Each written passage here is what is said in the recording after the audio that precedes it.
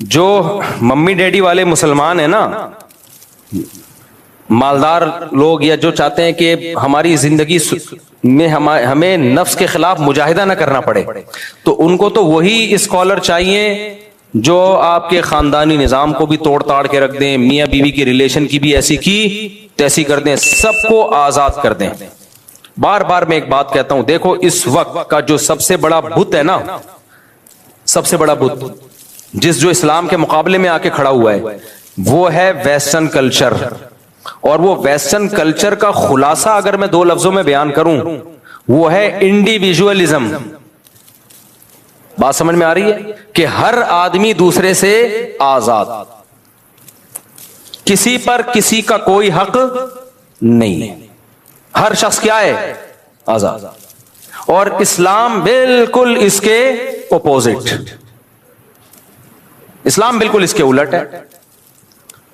مغرب جو western culture ہے، خدا پہ بلیو رکھو نہیں رکھو، تعلق بناؤ نہیں بناؤ، کوئی مسئلہ نہیں۔ اور جو غیر مسلم خدا کو مانتے ہیں نا، وہ بھی تعلق روحانی سکون کے لیے بنا رہے ہوتے ہیں، خدا کو راضی کرنے کے لیے بنا رہے ہوتے ہیں۔ مجھے کینیڈا میں لوگوں نے بتایا، بعض غیر مسلم بھی آتے ہیں یہاں مسجدوں میں سجدہ کرتے ہیں، اور ہم اس سے پوچھتے ہیں کیوں، تو کہہ رہے ہیں ہمیں روحانی سکون ملتا ہے۔ ملتا ہوگا، میں ملیشیا میں تھا، میں نے وہاں کچھ غیر مسلم دیکھے جو قرآن پڑھ کے دم کرتے ہیں اپنے اوپر، عیسائی ہیں، مولانا صاحب کے پاس آتے ہیں، بولتے ہیں سورہ رحمان پڑھو ہم پہ دم کرو۔ میں نے ان سے غیر مسلموں سے پوچھا، میں نے کہا بھائی تم سورہ رحمان پڑھ کے کیوں دم کروا رہے ہو؟ کہہ رہے سکون ملتا ہے ہمیں، روحانی سکون ملتا ہے۔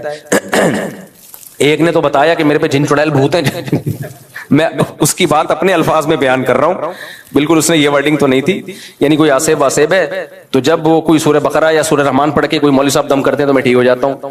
تو ان کا اگر خدا سے بھی ریلیشن ہے تو وہ اپنے لیے، اللہ کے لیے نہیں ہے، جبکہ ریلیشن میں اپنی قربانی دینی پڑتی ہے۔ اسلام جس ریلیشن کا قائل ہے نا، وہ ریلیشن ہے جس کا فائدہ دوسرے کو ہو رہا ہو، آپ کو ضمنی فائدہ ہوگا، اصل مقصد آپ کو اپنا فائدہ پہنچانا نہیں ہے، آپ کو اپنا فائدہ پہنچانا نہیں ہے۔ تبھی حدیث میں آتا ہے رشتہ اس سے جوڑنے کا حکم ہے جو تم سے توڑ رہا ہے، جو تم سے توڑ رہا ہے اس سے جوڑنے میں آپ کا کوئی فائدہ ہے یا ٹینشن ہے؟ فل ٹینشن، کوئی فائدہ ہی نہیں ہے آپ کو۔ اللہ سے ریلیشن، آپ کو اس میں مزہ آ رہا ہے یا نہیں آ رہا مزہ، روحانی سکون مل رہا ہے یا نہیں مل رہا، آپ نے اللہ کا حق ادا کرنا ہے۔ کتنے لوگ ہیں کہتے ہیں ہمیں نماز میں مزہ نہیں آتا، نماز پڑھنے کا دل نہیں چاہتا، بالکل مفتی صاحب نماز میں دل نہیں لگتا، تو میں ان سے کیا جواب میں کہتا ہوں، وہی جو علماء کہتے ہیں، بھائی دیکھو غلام کا کام ہوتا ہے آرڈر کو فالو کرنا، چاہے دل لگے چاہے نہ لگے۔ آپ کا باس آپ کو کہتا ہے کہ یہ چیک ہے، کمپنی کی رقم فلاں بینک میں آئی بھی ہے، اکاؤنٹ سے نکال کے لے آ، آپ کہیں سر مزہ ہی نہیں آ رہا جانے میں اور اکاؤنٹ سے پیسے نکالنے میں، دل ہی نہیں لگ رہا، کہے گا یہ تیرا ہیڈیک ہے، یہ میرا ہیڈیک نہیں۔ باقی تو کہیں بھی نہیں کہہ رہے ہوتے دل لگ رہا ہے نہیں لگ رہا۔ نماز کا جب مسئلہ آئے گا دل نہیں لگ رہا، روزے کا مسئلہ آئے گا دل نہیں لگ رہا، تلاوت کا مسئلہ آئے گا مفتی صاحب مزہ ہی نہیں آتا۔ تو غیر مسلم کا جو اللہ سے ریلیشن ہے، جب تک اس کو سکون مل رہا ہوگا ریلیشن ہے، نہیں ہے سکون تو نہیں ریلیشن۔ مسلمان کو ایک صاحب مجھے ملے، انہوں نے کہا میں 15 سال سے تہجد پڑھ رہا ہوں لیکن میرا دل بالکل بھی نہیں لگتا۔ میں نے کہا شاباش۔ علامہ ابن سیرین رحمہ اللہ کا ایک قول مجھے یاد آیا، کہتے ہیں میں نے 20 سال تہجد پڑھی ہے نفس پہ جبر کر کے، 20 سال کے بعد دل لگنا شروع ہوا ہے۔ عجیب بات آپ کو بتاؤں، حدیثوں پہ حدیثیں یاد آتی ہیں، پھر مجھے ذہن کھلتا ہے جب نا نبی صلی اللہ علیہ وسلم کے پاس کچھ صحابہ آئے، کسی نے کہا میں ڈیلی روزے رکھوں گا، پوری زندگی انہوں نے روزے رکھے۔ آپ صلی اللہ علیہ وسلم نے فرمایا سب سے بہترین روزہ صوم داؤد ہے، داؤد علیہ السلام کا روزہ ہے۔ اگر کوئی روزے میں خاندانی پیکج پہ عمل کرنا چاہتا ہے نا، سب سے خاندانی، تو وہ یہ نہیں ہے کہ ڈیلی روزے رکھے، وہ داؤد علیہ السلام والے روزے رکھے۔ آپ نے فرمایا داؤد علیہ السلام ایک دن روزہ رکھتے تھے، ایک دن ناغا کرتے تھے، پھر روزہ رکھتے تھے، پھر ناغا کرتے تھے۔ اب یہ سب سے بہترین روزہ کیوں ہے؟ وجہ اس کی ہے کہ اگر آپ کنٹینیوسلی روزے رکھنا شروع کرتے ہو آپ کی باڈی کمزور ہونا شروع ہو جائے گی. جبکہ نبی نے فرمایا اللہ کو طاقتور مومن کمزور مومن سے زیادہ محبوب. روزے کا بنیادی مقصد روحانی قوت پیدا کرنا ہے, جسمانی طور پہ کمزور کرنا روزے کا مقصد نہیں ہے, کیونکہ کمزور آدمی سے زیادہ اللہ کو کون محبوب ہے؟ طاقتور. طاقتور ہوگا تو دین کے کام بھی کرے گا, دوسروں پہ بوجھ نہیں بنے گا, کھلانے والا بنے گا نا. آج ایک صاحب آئے, میں تو مزاح کی میری عادت ہے, اتنا باریک لڑکا, بہت باریک نا, میری مزاح کی عادت ہے, کوئی توہین نہیں ہو سکتا یہاں بیان میں بیٹھا ہوا. تو کہہ رہا میں آپ سے ملنا چاہتا ہوں, میں آپ سے ملنا چاہتا ہوں. میں نے کہا مل تو لیے. کہہ رہے نہیں میں آپ سے ٹائم لے کے ملنا چاہتا ہوں. میں نے کہا پھر پورے آؤ, پورے. میں آپ کو پروٹوکول جب دوں گا جب آپ پورے تو ہو.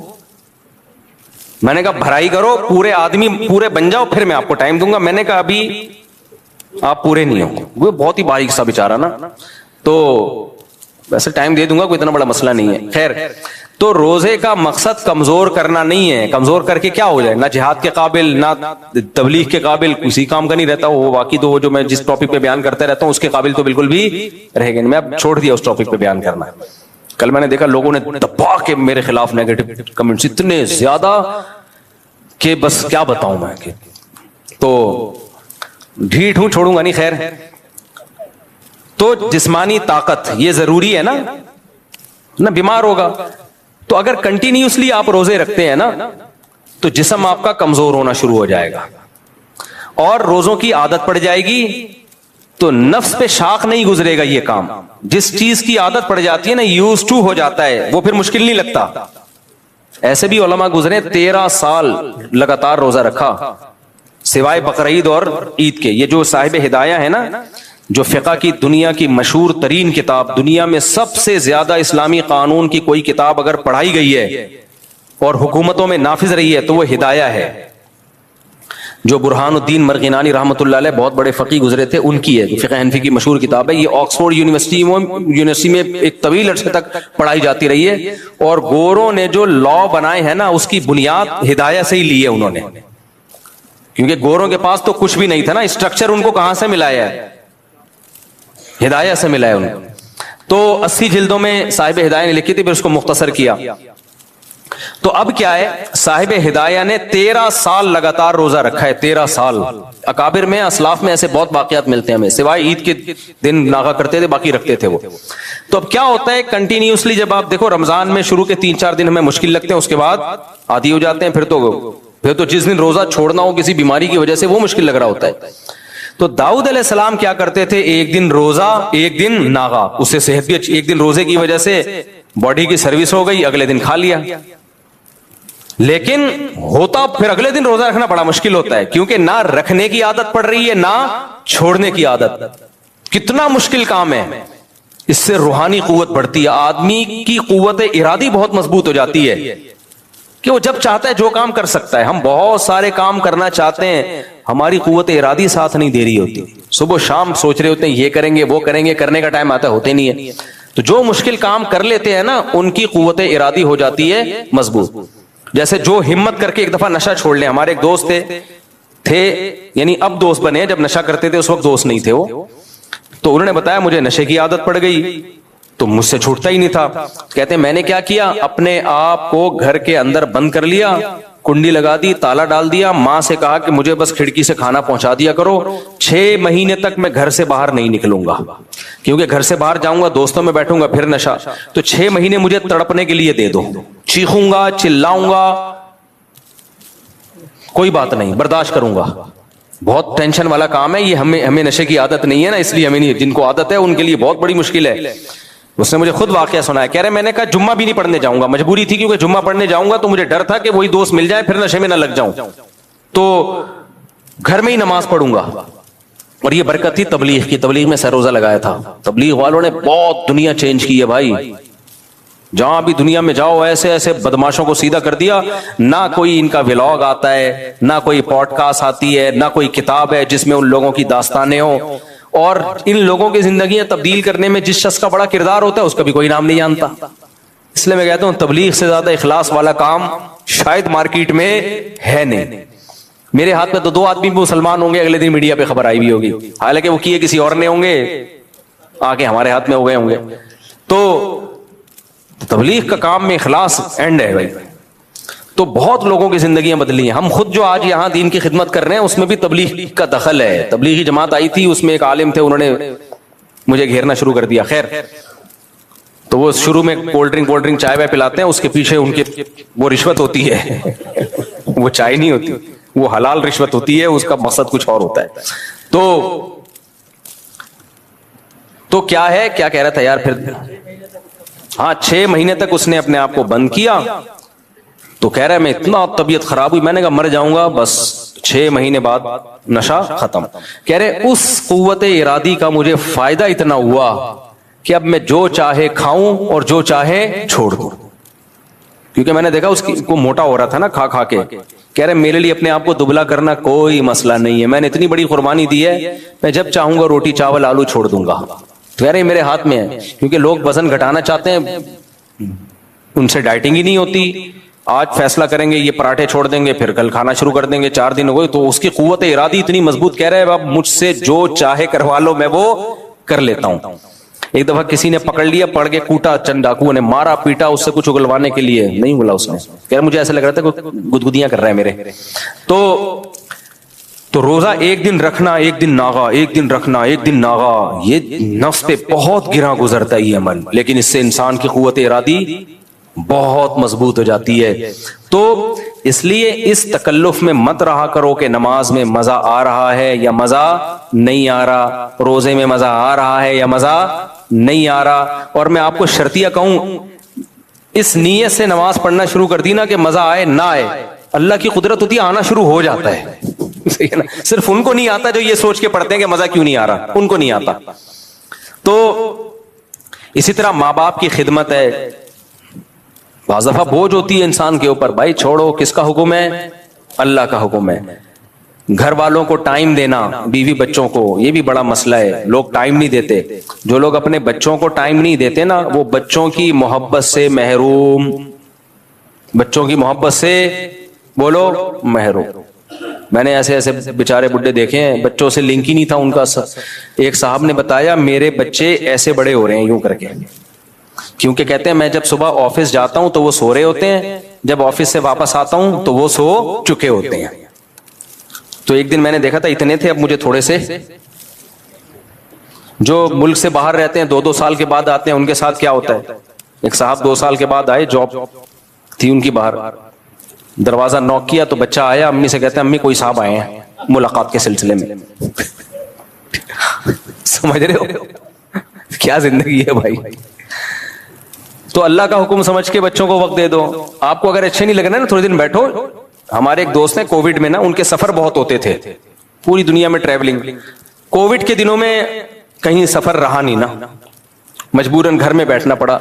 تھے بھی مدینہ منورہ میں ہیں, تو ان کے میسج آیا, ان سے میری فون پہ بات ہوئی. میں نے کہا اور ٹائم کیسا گزر رہا ہے؟ کہہ رہے الحمدللہ گھر والوں کے ساتھ ہوں, کافی مجھے اچھے لوگ لگے یہ لوگ جو ہے نا, میں جیسا سمجھ رہا تھا ویسے نہیں, کافی اچھے لوگ ہیں.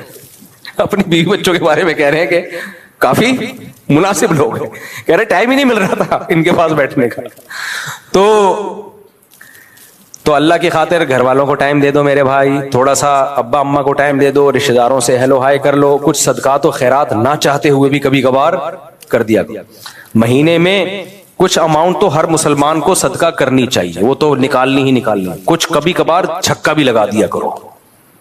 کیا لگا دیا؟ چھکا. ایسا صدقہ کر دیا کہ تھوڑا سا دل پہ آ رہے چلے یار یہ تو کچھ زیادہ ہو گیا. میں نہیں کہہ رہا ہمیشہ کرو, کبھی کبھار ایسا صدقہ کر دو کہ دل پہ تھوڑے سے آرے چلے, آرے کہ یار یہ تو زیادہ ہو گیا, میرا بنے گا کیا یار. ابو طلحہ انصاری ہیں رضی اللہ عنہ, قرآن کی آیت نازل ہوئی لن تنالوا البر حتی تنفقوا مما تحبون, کہ جب محبوب چیز جب تک صدقہ نہیں کرو گے نیکی کی حقیقت کو نہیں پہنچ سکتے. تو وہ آئے, عرض کیا یا رسول اللہ میں نے اپنے دونوں باغ جو سورس آف انکم تھی وہ صدقہ. کیا خیال ہے بھائی, اتنی باغ پہ محنت کی اور سورس آف انکم صدقہ کرنا آسان ہوتا ہے, سورس آف انکم صدقہ کرنا بہت مشکل ہوتا ہے. کہ اپنی چلتی ہوئی دکان دے دو, اور بھی ان کا ہوگا روزگار, بچوں کو بھی تو پالنا ہے, لیکن پھر بھی یہ صدقہ آسان تھوڑی ہے. نبی نے کیا فرمایا؟ واہ واہ ذاک مال رابح، یہ تو بہت مہنگی چیز ہے. لیکن آپ نے ان کا جذبہ دیکھا، وہ تو اڑے ہوئے تھے. تو آپ نے بھی کیا فرمایا؟ اپنے چچا زاد بھائیوں کو دے دو، کیونکہ وہ غریب تھے. یہ وہ ریلیشن سمجھ میں آیا کہ نہیں آیا؟ گورا دے گا اپنے چچا زاد بھائیوں کو؟ ہیں اگر بالفرض کہیں سے نکل بھی آئے چچا زاد بھائی تو دے گا؟ نہیں دیتا ہے ہی نہیں چچا. اسلام ریلیشن پہ بلیو کرتا ہے بھائی، ریلیشن میں اپنے، اور پھر ریلیشن میں خونی ریلیشن، بلڈ ریلیشن. قرآن کیا کہتا ہے؟ وَأُولُو الْأَرْحَامِ بَعْضُهُمْ أَوْلَى بِبَعْضٍ فِي كِتَابِ اللَّهِ. دیکھو انصار اور مہاجرین سے بڑا کوئی رشتہ نہیں ہو سکتا.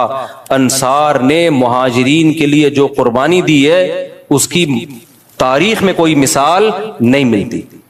آج کوئی مہاجر ہجرت کر کے آئے ظلم ستم کی وجہ سے، ہم صرف اس کو ٹھکانہ دے دیں تو بڑا کمال سمجھا جاتا ہے. غیر قوم کا آدمی تھا، اپنے ملک سے آیا، ہم نے ٹھکانہ دے دیا. اول تو گورنمنٹ ٹھکانے دے رہی ہوتی ہے، پرسنلی لوگ پرسنلی تو یہ کام کر نہیں رہے ہوتے. صحابہ نے صرف ٹھکانہ نہیں دیا، اپنے کاروبار میں شریک کر لیا کہ آج سے آدھا کاروبار آپ کا ہی ہے. یہ بہت بڑی دل گردے کی بات ہوتی ہے. اتنے، لیکن اس کے باوجود بھی قرآن نے کیا کہا کہ انصار مہاجرین کا رشتہ اپنی جگہ، لیکن اولو الارحام جو خونی رشتے ہیں وہ سب سے پہلے ہیں. مہاجر صحابہ کو، انصار صحابہ کو سمجھایا کہ تمہارا جو بلڈ ریلیشن ہے وہ مہاجروں کے رشتے سے زیادہ، اور مہاجروں کا جو انصار سے رشتہ ہے اس میں جو ان کا بلڈ ریلیشن کا رشتہ زیادہ ہے. اتنی اہمیت ہے اسلام میں. تو یہ مزہ آئے یا نہ آئے، کس کے حکم پہ کرنا ہے بھائی؟ اللہ کے حکم پہ. نبی صلی اللہ علیہ وسلم نے فرمایا، یہ سارے میں ان اسکالرز کے خلاف بات کر رہا ہوں جو اباحت پسندی کی طرف جا رہے ہیں. یہ بھی جائز ہے، وہ بھی جائز ہے. بھائی آسان مت بناؤ دین کو اپنی طرف سے. جتنا اللہ نے آسانی رکھی ہے وہ ٹھیک ہے، جو اللہ نے نہیں رکھی وہ ٹھیک نہیں ہے. آپ دیکھو ٹرینوں میں لوگ بیٹھے بیٹھے نماز پڑھ رہے ہیں، ان سے بولو بھائی کھڑے ہو کے نماز پڑھو. کہتے ہیں اسلام میں آسانی ہے اتنی جتنی اللہ نے دی ہے. فرض نماز کھڑے ہو کے ہوتی ہے، قبلے کی طرف رخ کرنا پڑے گا آپ کو. جہازوں میں نمازیں چھوڑ رہے ہیں، بھائی سفر ہے، بھائی چھوڑنے کی کہاں اجازت ہے؟ میدان جنگ میں اجازت نہیں ہے تو جہاز میں کہاں سے اجازت ہو گئی؟ تو ہر آدمی کا اخپل طریقے سے، جہاں مشکل ہو نا وہاں نماز پڑھنے کا مزہ ہے. نمازی کا پتہ جب چلتا ہے بھائی جب مشکل ہو. ہم جب کینیڈا امریکہ کا سفر ہوتا ہے نا، جاتے ہوئے ایک آدھ نماز آتی ہے، کیونکہ جس سمت میں سورج چل رہا ہے اسی سمت میں ہم سفر کر رہے ہیں. واپسی پہ ٹھکا ٹھک نمازیں آ رہی ہوتی ہیں. 18-20 گھنٹے کا سفر اور مسلسل نماز پہ نماز، نہ سو سکتے ہیں، ہر وقت وضو کی فکر کہ بھائی جہازوں کے واش روم میں وضو کرنا بھی آسان نہیں ہوتا. پھر میرا ایک معمول ہے، آپ کا کبھی جہاز کا سفر ہو یہ پلے باندھ لو، جہازوں میں جب آپ وضو کرتے ہو نا واش روم میں جا کے، نیچے گیلا بہت ہو جاتا ہے. نمازی لوگ کیا کرتے ہیں؟ وضو کر کر کے نکلتے رہتے ہیں اور کیچڑ اور تالاب بنا دیتے ہیں. ایک پائلٹ نے بتایا کہ جا رہے تھے جہاز میں، سب وضو کر کر کے نکل رہے تھے، پورا کیچڑ ہو گیا، جہاز گندا ہو گیا. تو تبلیغی اکابر کی طرف سے یہ ہدایات نہیں ہے. تو اس میں کیا کرنا ہے بھائی؟ وضو ایئرپورٹ پہ کر لیں. آپ کہاں کر لیں وضو؟ میں یہی کوشش کرتا ہوں بھائی واش روم وغیرہ سے پہلے فارغ ہو جاؤ تاکہ جہاز میں وضو کرنے کی نوبت ہی نہ آئے، کیونکہ ان کا سارا نظام اس سے خراب ہوتا ہے، متاثر ہوتا ہے. وضو آپ ایئرپورٹ پہ ہی کر لیں. حتی الامکان کوشش کریں ایئرپورٹ پہ نماز پڑھ لیں، آپ ڈیلے نہ کریں اس کو آپ. اور اگر پھر بھی مجبوراً وضو کرنا پڑ جائے جہاز میں، تو میں کیا کرتا ہوں، میرا معمول ہے کم سے کم پانی استعمال کیا، جو نیچے گرا ہے، کہتے ہوئے تھوڑا عجیب سا لگ رہا ہے لیکن یہ کیا کرو. ٹیشو سے لے کے اپنے ہاتھ سے پورا میں نیچے کا فرش صاف کرتا ہوں، تاکہ ایسا نہ ہو جہاز کا جو عملہ ہے وہ بولے کہ یار نمازیوں کی وجہ سے ہماری ساری سروس کیا ہو جاتی ہے؟ خراب. کیونکہ کچھ نہ کچھ چھینٹے نیچے پڑیں گے اور نئے آنے والے کو تکلیف ہوگی. کیا کیچڑ بنا کے چلے گئے مولانا صاحب؟ کوئی گورا کیچڑ بنا کے جاتا نہیں ہے، لبرل لوگ کیچڑ ہی ہے. جب بھی نمازی آئیں گے کیچڑ. تو تھوڑی سی ہمت کر لو. اپنے ساتھیوں کو بھی کہتا ہوں بھائی جو بھی واش روم میں جو جائے گا وضو کرے گا تو ٹیشو سے لے کے پورا فرش، کیا یہ نہیں کہہ رہا کہ وہ اس میں گھس جائیں، وہ تو ویسے ہی صاف ہوتا ہے. فرش کو اچھی طرح کیا کریں، نیچے کا صاف کریں، اس کے بعد ہاتھ اچھی طرح دھو لیں. آپ تھوڑی سی ٹینشن ہوگی، تھوڑی سی ہمت ہوگی، لیکن صاف ستھرا رہے گا. جہاز کے عملے کو یہ اعتراض نہیں ہوگا کہ یار ہمارا واش روم گندا کر دیا انہوں نے، یہ کیا مصیبت میں ڈال دیا ہم لوگوں کو. تو خیر تو یہ بھائی یہ ٹینشن تو لینی پڑے گی نا. ایسے فری پھوکٹ کی نماز تو کچھ بھی نہیں, کام نہیں ہے تو چلو نماز پڑھ لیتے ہیں, ٹائم اچھا گزر جائے گا, یہ تو بہت سے لوگ کر لیتے ہیں. نماز کا پتہ بیماری اور سفر میں چلتا ہے, بیماری اور سفر میں چلتا ہے کہ یہ نمازی ہے یا نہیں. بیمار ہو گئے, اب طہارت مشکل ہو رہی ہے, بھائی چھوڑو یار یہ کر دو, تیمم کر لیں گے. بھائی تیمم جب جائز ہے, جب پانی کا استعمال ممکن ہی نہ ہو. آپ بستر پہ ٹب میں پانی منگوا کے وضو کر لو آپ, اور مجبوری میں 2 نمازیں اکٹھی بھی پڑھ سکتے ہو, یعنی ظہر کو آخری وقت میں پڑھو اور جیسے ہی عصر کا وقت داخل ہو عصر پڑھ لو, اس طرح سے 2 نمازیں اکٹھی کر لو. تو جتنی اللہ نے اجازت دی ہے اتنی تو ہوگی میرے بھائی, جتنی اللہ نے نہیں دی آپ کو اپنی طرف سے نہیں کرنی. وہ ٹینشن آپ نے لینی ہے اور مجھے اور آپ کو وہ ٹینشن لینی پڑے گی. تو میں یہ بتا رہا تھا کہ ہمارے جو اس ایک لبرل قسم کے اسکالرز آ رہے ہیں, تو جب یہ جدید طبقے کو دیکھتے ہیں کہ ان سے ڈرامے فلمیں چھوڑنا بہت مشکل ہے, تو ڈرامے فلمیں لیگل کر دیے, ان سے مخلوط ماحول سے بچنا مشکل ہے, تو وہ سب لیگل ہوتی چلی جا رہی ہیں. تو 2 چیزوں میں سمجھوتا نہیں ہو سکتا جو اصل میں بیان کر رہا تھا. پہلی بات, مقاصد شریعت جو ہیں ان میں سمجھوتا نہیں ہو سکتا. مقاصد شریعت میں نے بتایا کہ زنا سے بچنا ضروری ہے اور شراب سے بچنا ضروری ہے, نماز پڑھنا ضروری. ہاں جو ذرائع ہے نا, ذرائع وہ زمانے کے حساب سے چینج ہوں گے, ان کو چینج نہ کرنا اسلام کی مخالفت ہے. ذرائع کسے کہتے ہیں؟ مقاصد تک پہنچنے کا ذریعہ. سمجھ میں آ رہی ہے بات کہ نہیں آ رہی؟ مقصد تک پہنچنے کا بولو ذریعہ. مثال کے طور پر شریعت نے ہمیں نماز سے پہلے وضو کرنے کا حکم دیا ہے. نبی صلی اللہ علیہ وسلم بیٹھ کے وضو کیا کرتے تھے, نبی صلی اللہ علیہ وسلم لوٹے سے وضو کیا کرتے تھے. تو کیا لوٹا مقصود ہے؟ بھائی لوٹے سے اس لیے کرتے تھے کہ وہ ایک ذریعہ ہے, آسانی ہو جاتی ہے اس سے, یا برتن سے, لوٹے سے نہیں ایک برتن سے کرتے تھے. اب شاور آ گئے, بالٹیاں آ گئی, مگے آ گئے, نلکے آ گئے, اب آپ کہیں میں لوٹے سے ہی وضو کروں گا کیونکہ لوٹے سے وضو کرنا سنت, تو یہ شریعت پہ زیادتی ہو جائے گی. یہ شریعت پہ کیا ہو جائے گی؟ زیادتی. بھائی نبی بھی اس لیے بالٹی برتن سے کہ اس زمانے میں برتن کا رواج تھا. نبی صلی اللہ علیہ وسلم تبلیغ کے لیے ٹرین یا جہاز پہ کبھی گئے ہیں بھائی؟ نبی صلی اللہ علیہ وسلم تبلیغ کے لیے گدھے پہ گئے ہیں یا گھوڑے پہ گئے ہیں, اونٹ پہ گئے ہیں؟ اب آپ کہو کہ میں بھی تبلیغ کے لیے جاؤں گا, امریکہ جماعت جائے گی گدھوں پہ بیٹھ کے, تو کیا خیال ہے بھائی؟ پہنچ جائے گی وہ جماعت؟ نہیں پہنچے گی. گدھے پہنچ جائیں گے, ہو سکتا ہے, وہ نہیں پہنچ پائے گی. تو بھائی گدھا مقصد تھوڑی ہے, ذریعہ مقصد ہے.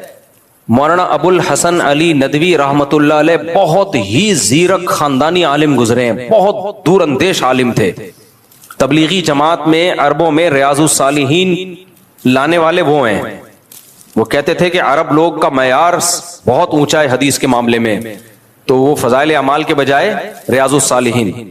ہماری بھی یہی رائے ہے کہ ریاض الصالحین ہونی چاہیے, وہ سب کے لیے ایکسیپٹیبل ہے. باقی فضائل اعمال پہ جو اوٹ پٹانگ الزامات لگائے جاتے ہیں وہ الزامات بہرحال غلط ہیں, لیکن جب کام پوری دنیا میں پھیل گیا ہے تو ریاض الصالحین کی حدیثیں, وہ ان کی کسی حدیث پہ ضعف کا الزام نہیں ہے.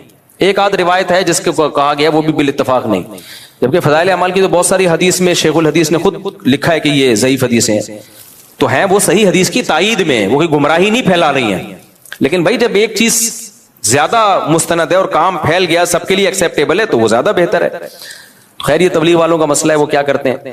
تو اب کیا ہے, مولانا ابو الحسن علی ندوی رحمت اللہ علیہ نے تبلیغ کو بھی بہت متعارف کروایا عربوں میں, بہت ان کی خدمات ہیں.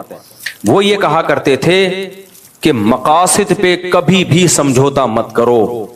جو زمانے کے تبدیل ہونے سے جو شریعت میں مقصودی حکام ہے نا, ان کو بھی اگر تبدیل کر دیا تو وہی حشر ہوگا ہمارا جو یہودی اور عیسائیوں کا ہوا. ان کا دین آج محفوظ نہیں. اجتہاد کر کر کے نا, یہ بھی جائز ہے, یہ بھی جائز ہے, یہ بھی حلال ہے, وہ عقل سے سوچتے ہیں. عورت کو طلاق کا رائٹ دے دیا انہوں نے, وراثت کے حکام میں تبدیلی کر دی کہ آپ اپنی اولاد کو نہیں دینا چاہو تو کسی اور کو بھی دے دو, جب آپ کی جائیداد ہے آپ نہیں دینا چاہتے. اسلام تو کہتا ہے نہیں بھائی, آپ وصیت کر ہی نہیں سکتے اولاد کو محروم کرنے کی. بہت سارے حکام ہیں, وہ آپ کی عقل میں آئیں یا نہ آئیں, فالو کس کو کرنا ہے؟ اسلام کو کرنا ہے. طلاقیں دے دی ہیں, بس اللہ کا حکم ہے, چاہے سمجھ میں آئے نہ آئے, علیحدگی ہو گئی. اور بھی بہت سارے حکام ہیں, روزہ رکھنا ہے رمضان کا. میں جب یہ مسئلہ بیان کرتا ہوں نا کہ مزدور پر بھی رمضان کا روزہ واجب ہے, تو وہاں بھی ہمارے لبرل لوگوں کی چیخیں نکل جاتی ہیں. لبرل لوگ کہتے ہیں خود مزدوری کر کے روزہ رکھو نا, خود تو ریووں میں ایئر کنڈیشن آن کر کے بیٹھ کے روزہ رکھتے ہیں, اور مزدوروں کو کہہ رہے ہیں کہ شدید گرمی بھی ہو اور بے تحاشا پیاس بھی ہو, دن لمبا بھی ہو اور محنت مزدوری کرنی بھی ہو, اور رمضان کا مہینہ آ جائے تو مزدور پر بھی روزہ رکھنا بولو واجب ہے. شریعت کا مسئلہ یہی ہے. ہاں مسافر ہے تو پھر چھوڑ سکتا ہے. تو اب یہ ہمارے لبرل لوگوں کی چیخیں نکلتی. میں نے جب یہ مسئلہ بیان کیا, لوگوں نے کہا خود رکھو نا پتہ چلے, خود رکھو نا پتہ چلے. مجھے پتا ہے میں خود رکھوں گا تو پتہ چلے گا, لیکن اگر میں مشکل میں آ کے اللہ نہ کرے میں روزہ چھوڑ دوں تو میرے چھوڑنے سے روزہ چھوڑنا حلال نہیں ہو جائے گا. کسی مولوی کے گناہ کرنے سے گناہ حلال تھوڑی ہو جاتا ہے, کیونکہ اللہ تعالیٰ نے روزہ چھوڑنے کی اجازت مریض کو دی اور مسافر کو دی, مزدور کو نہیں دی ہے. کیونکہ ہارڈ ورکنگ اور سافٹ ورکنگ اس کا کوئی معیار تھوڑی ہے. کوئی زیادہ محنت کرتا ہے, کوئی کم محنت کرتا ہے, کوئی بے روزگار ہے سارا دن گھر میں پڑا رہتا ہے, کوئی ٹریولنگ ہے, یعنی کسی کو محنت کرنی پڑتی ہے. تو اللہ نے ایک اصول بیان کر دیا, بھائی مریض اور مسافر نہیں چھوڑ سکتا, تو مزدور رات کو محنت کرے, رات کو نہیں کر سکتا, دن میں اگر مجبوری ہے تو روزہ رکھنا پڑے گا اس کو. کیونکہ ہم ایسا بے لگام اجتہاد کر نہیں سکتے نا. علماء بیان کرتے ہیں اجتہاد اور قیاس وہاں ہوتا ہے جہاں نص موجود نہیں ہوتی. جہاں نص موجود ہے, شریعت کا حکم موجود ہے, وہاں اجتہاد کا دروازہ ہی بند. پھر تو یہودی اور عیسائیوں میں, بلکہ یونائٹڈ نیشن کا لا بن جائے گا. یہ یونائٹڈ نیشن والے تو اپنی عقل سے فیصلہ کرتے ہیں. آپ کہہ سکتے ہیں وہ تو بیچارہ مر جائے گا روزہ رکھے گا تو شریعت نے اس میں نص موجود ہے کہ سب سے پہلے جان بچانا فرض ہے. تو روزہ رکھے, بے ہوش ہونے کا خطرہ ہو, بیمار ہونے کا خطرہ ہو تو روزہ توڑ دے. وہ جب خطرہ ہو نا کہ میں بیمار ہو رہا ہوں, حالت غیر ہو رہی ہے, تو توڑ دے روزہ. جب تک ایسی کنڈیشن خطرناک نہیں ہو جاتی تو روزہ چھوڑ نہیں سکتا. صرف پیاس کی شدید شدت یا بھوک کی شدید شدت کی بیس پہ روزہ توڑ بھی نہیں سکتا. جب آپ کو یاد ہے ہیٹ اسٹروک ہوا تھا کراچی میں, انتہائی شدید گرمی تھی, بہت سے لوگوں نے روزے توڑ دیے. تو ہم یہی کہتے تھے کہ بھائی آپ کو کیا مرنے کا خطرہ ہو گیا تھا؟ وہ کہتے ہیں نہیں, ہمیں کوئی خطرہ نہیں تھا مرنے کا. شوگر اتنی لو ہو گئی تھی کہ آپ کو بے ہوش ہونے کا خطرہ؟ کہہ رہے ہیں نہیں. کیوں توڑا؟ مجھے برداشت نہیں ہو رہا تھا, بہت شدید پیاس لگ رہی تھی. ہم نے کہا بھائی آپ کو 60 روزے کفارے کے طور پہ رکھنے پڑیں گے.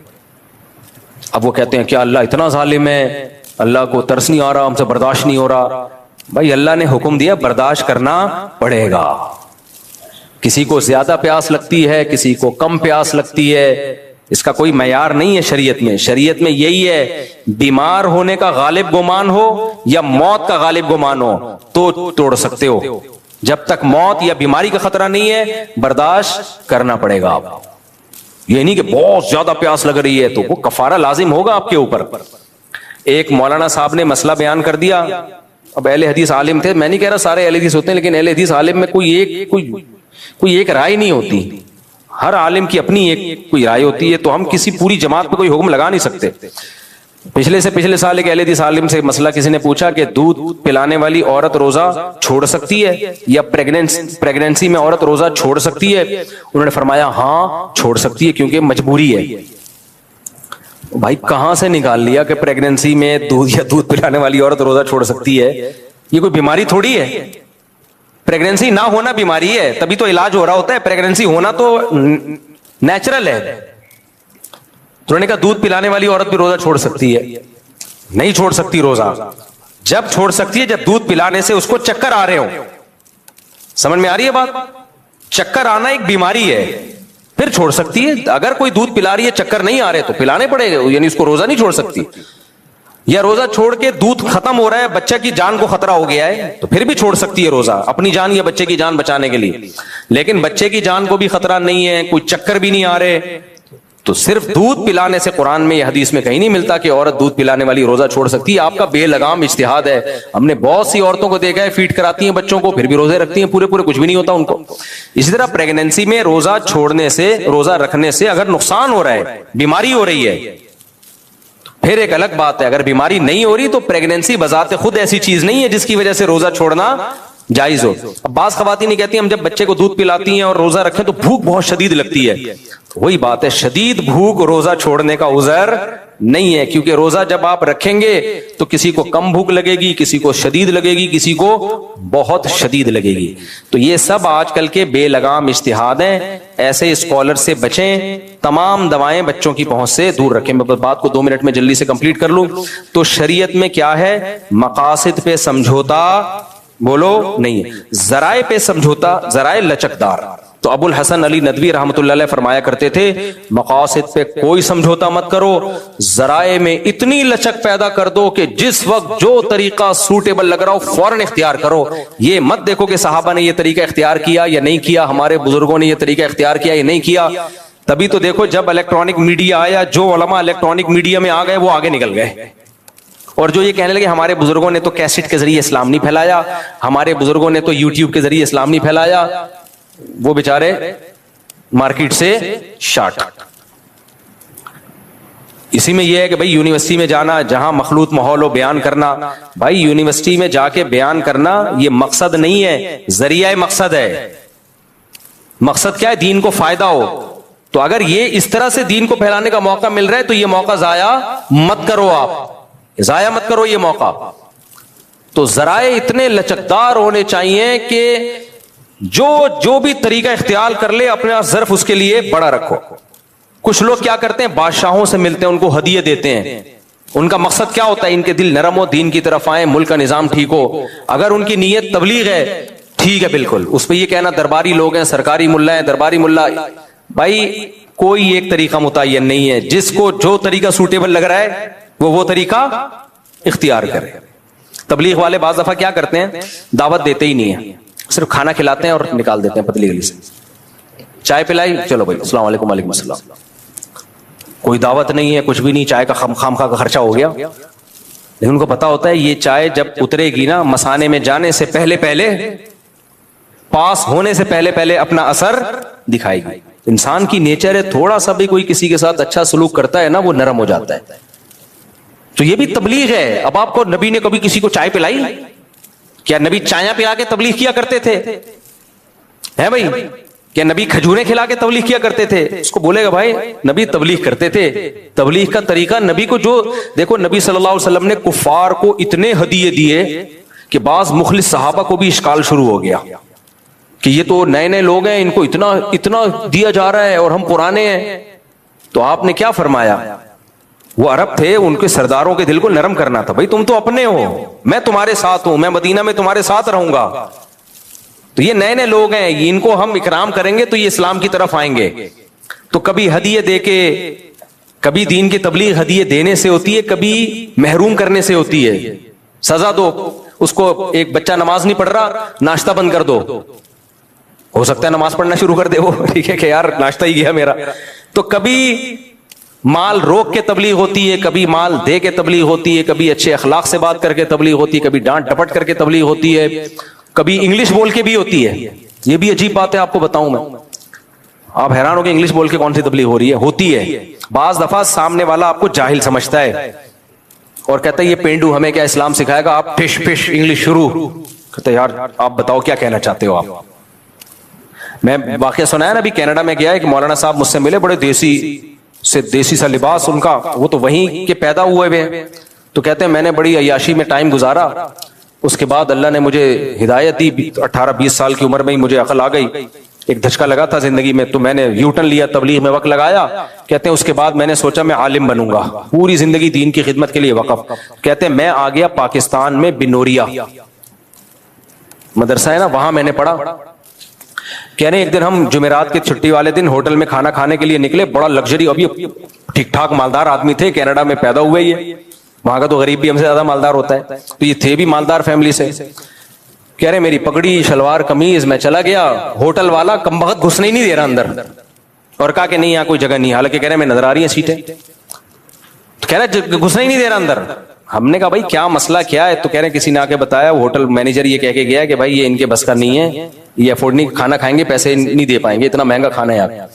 کہہ رہے میں نے کہا مینیجر کو بلاؤ. پھر میں نے انگلش میں ٹھش پش شروع کر دی, اور ہماری والی انگلش تو and what are you doing ہوتی ہے نا, ان کی وہ انگلش ہوتی ہے, سچی مچی کی انگلش ہوتی ہے وہ.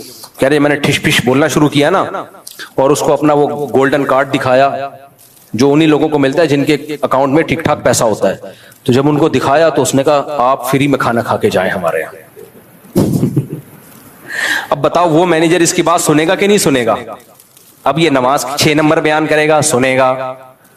تو بعض دفعہ دولت دکھانا بھی تبلیغ کا ذریعہ, کہ ہلکا نہیں لینا, ہلکا نہیں لینا. وہ کارڈ ہے میرے پاس جو تیرے باپ نے کبھی خواب میں بھی نہیں دیکھا ہوگا, تو وہ سنتا ہے, یہ بھی ہوتا ہے. تبھی نبی صلی اللہ علیہ وسلم پتہ ہے کس کو سفیر بنا کے بھیجتے تھے ملکوں میں؟ جو پرسنالٹی وائز بڑے خوبصورت ہوتے تھے.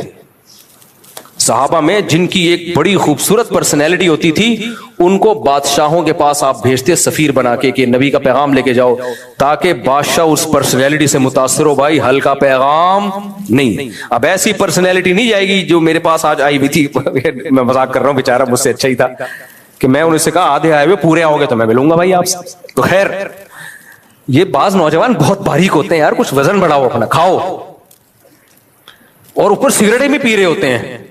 تمہارے اندر ہے کیا؟ ایک لڑکا آیا نا, اتنا باریک ہو گیا تھا سگریٹ پی پی کے, اور مجھے کہہ رہے میرا رشتہ کرا دے. میں نے کہا دھواں نکلے گا, دھواں میں نہیں کراؤں گا. تیرے اندر جو گیا ہے نا وہ صرف دھواں ہی گیا اب تک.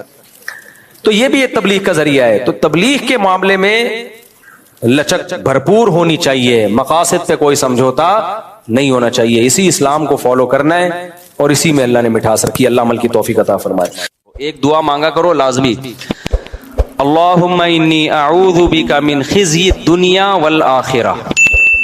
اے اللہ میں تیری پناہ مانگتا ہوں دنیا کی ذلت سے بھی اور آخرت کی ذلت سے بھی. 2-3 دعائیں میں آج آپ کو بتا دیتا ہوں, تاخرات میں وہ دعائیں مانگنی ہیں آپ نے. ایک دعا ہے اللہم اجعل وساوس قلبی خشیتک وذکرک واجعل ہمتی وہوایا فیما تحب وترضی. خوب سمجھ لو, جتنا دعائیں مانگنے سے انسان کو فائدہ ہوتا ہے نا, دل بنتا ہے, اتنا کسی چیز سے نہیں بنتا. یہ نبی نے سکھائی ہیں دعائیں. اے اللہ میرے دل کے وسوسوں کو, میرے دل میں جو خیالات آیا کریں نا, اجعل وساوس قلبی خشیتک وذکرک, وہ تیرے خوف کے خیال آیا کریں. ہر وقت تیرا خوف مجھ پر مسلط رہے اور تیری یاد مجھ پر مسلط رہے ہر وقت. خوف کتنا, یہ دوسری حدیث میں ہے کہ اتنا خوف جو مجھے تیری نافرمانی سے روک دے. اس سے زیادہ خوف نہیں چاہیے, پھر وہ صحت خراب ہوگی, فائدہ نہیں ہوگا. اتنا خوف ما تحول به بیننا وبین معصیتک, جو میرے اور تیری نافرمانی کے درمیان آڑ بن جائے, رکاوٹ بن جائے. یہ گھڑی صحیح ہے؟ مجھے تو لگ رہا ہے میں بہت تھک گیا ہوں, تو یہ تو ابھی تک صرف اتنا ہی ٹائم ہوا ہے, ابھی بس 5 منٹ میں بات ختم کر رہا ہوں. یہ دعا مانگا کریں, اللہم اجعل وساوس قلبی خشیتک وذکرک واجعل ہمتی وہوایا فیما تحب وترضی. انسان جب بھی کوئی کام کرتا ہے نا, 2 جذبوں سے کرتا ہے. یا تو خواہش ہوتی ہے اس کی, یا اس کام کی خواہش تو نہیں ہوتی لیکن ہمت پیدا ہو جاتی ہے. کام مشکل ہوتا ہے لیکن ہمت پیدا ہو جاتی ہے, ارادہ ہو جاتا ہے. تو اللہ میرے ارادے اور میری خواہشات ان کاموں کو بنا دے جن کاموں کو تو پسند کرتا ہے. دل ہی ان کاموں کا چاہا کرے جو تجھے پسند ہیں, اس کے علاوہ دل ہی نہ چاہے. ابے کیا ہو گیا, کتنے لوگ رمضان کے انتظار میں ہوتے ہیں نا, رمضان آنے والا ہے, آنے والا ہے, آنے والا ہے, خوشی ہوتی ہے نا. تو حالانکہ انہوں نے رمضان میں روزہ رکھنا ہے, تراویح پڑھنی ہے, لیکن ایک خوشی ہوتی ہے. تو اس کا مطلب اللہ نے ان کی خواہش وہ بناتی ہے جو اللہ کی خواہش ہے. کتنے لوگ ہیں جن کے دل چاہتے ہیں شادی ہو جائے, ہوتی, اب کیا کروں, مثال اچھی سمجھ میں آ رہی, شادی ہو جائے, ہو جائے, ہو جائے, اللہ کرے ہو جائے. تو یہ خواہش ہے, اور یہ خواہش وہ ہے جو اللہ بھی چاہتا ہے کہ نکاح کرو. کیا خیال ہے؟ اور کتنے لوگ ہیں جو کہہ رہے ہیں اللہ کرے طلاق ہو جائے, جان چھوٹے, مرے ہیں, وہ زبردستی دلوا دے. اب یہ وہ خواہش ہے جو اللہ کی خواہش بولو نہیں ہے. خواہشات یہ بھی ہوتی ہیں لوگوں کی. کتنے لوگ ہوتے ہیں یار بیوی سے محبت پیدا ہو جائے, محبت پیدا ہو جائے, کاش اس کو بھی مجھ سے ہو جائے, مجھے تو بہت ہے. کل ایک بندہ آیا بیچارہ کہہ رہا مجھے بہت ہے, اس کو بالکل بھی نہیں ہے. میں نے کہا انجوائے کرو. کیا کر سکتا تھا, میں نے پولیس میں تو ہوں نہیں میں. تو یہاں تو پولیس والا بھی بیچارہ پریشان ہوتا ہے. تو اب یہ محبت ایسی چیز ہے جو اللہ بھی چاہتے ہیں کہ میاں بیوی میں بولو ہو. بہت ساری چیزیں ایسی ہیں جو ہم چاہیں اور تو اللہ بھی چاہ رہا ہے. افطاری میں دل چاہتا ہے جلدی سے اذان کی آواز آئے اور ہم کھانا شروع کریں, دل چاہتا ہے نا. تو اللہ بھی چاہتے ہیں کہ جیسے ہی اذان ہو تم کیا کرو, کھانا شروع کرو. تو تو بہت ساری ہماری خواہشات ایسی ہیں جو اللہ کی بھی خواہشات ہیں. تو اگر وہ ہماری ساری خواہشات ایسی ہو جائیں جو کس کی ہیں؟ اللہ کی, تو دنیا بھی جنت اور آخرت بھی جنت. اور یہ ہو جاتا ہے بعض دفعہ جب انسان دین پہ 100% چلتا ہے نا, تو اللہ کی طرف سے اس کو یہ انعام ملتا ہے کہ جو اللہ کی خواہشات ہیں وہ اس کی اپنی خواہشات بن جاتی ہیں. اور ایسے نفس کو شریعت کی اصطلاح میں, قرآن کی اصطلاح میں نفس مطمئنہ کہا جاتا ہے. قرآن میں ہے نا, یا ایتھا النفس المطمئنہ, اے وہ نفس جو اللہ کی عبادت اور اطاعت پر مطمئن ہے, دل